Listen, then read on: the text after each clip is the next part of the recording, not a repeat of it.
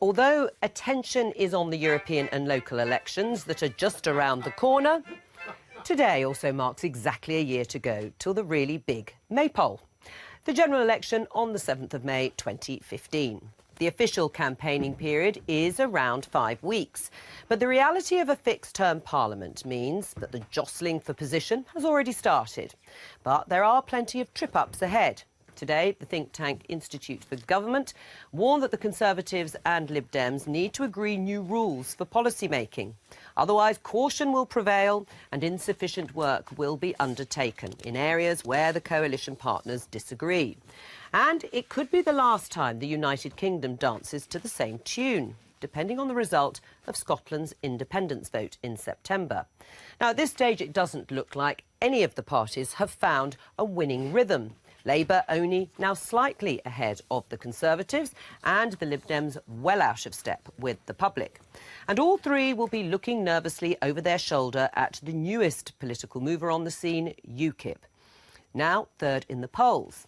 With almost 60% of people voting UKIP in the European elections planning to do the same in the general election, it could be UKIP that decides who gets to dance into Downing Street. Let's speak now to Stephen Woolfe from UKIP. Stephen Woolfe, just listening to those figures there, already 40% of those intending to vote for you in the European election have no intention of doing so in the general election. So you've already lost those people.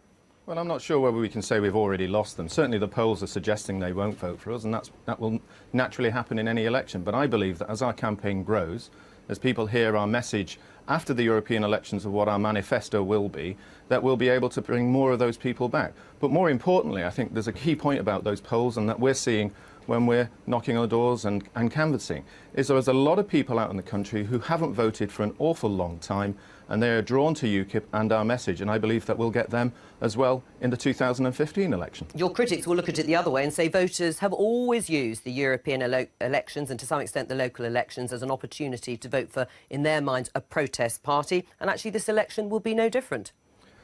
The argument that we're a protest vote has been thrown at us many times, but actually if you've seen the progression, and you've shown it on this show on many occasions now, people are coming to UKIP not just because of the protest, because they also believe that they want their democracy and independence back in Europe. They're very concerned about immigration as a whole. They actually also see that we have the most ethical immigration policy. And they'll vote for you on that basis in a European election. But what I'm saying is there's no evidence beyond that, however well you do in those European elections, to indicate that they will go on then and vote in the general election.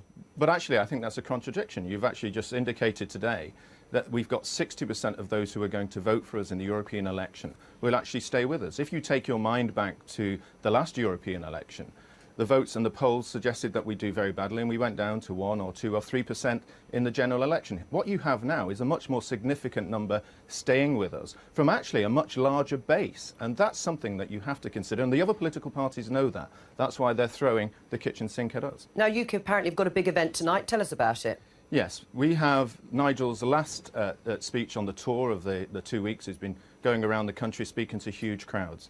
And I think tonight you're going to see a very large proportion of members from London and across the country coming to stand behind Nigel, along with myself and those who signed the letter that was published in The Independent today, to deal with this question that is constantly thrown at us, that we're a racist party. And I think tonight that we'll show you that we're not a racist party, we're an all-encompassing, inclusive party from many different backgrounds, religions, creeds and colours. All right, Stephen Woolfe, thank you.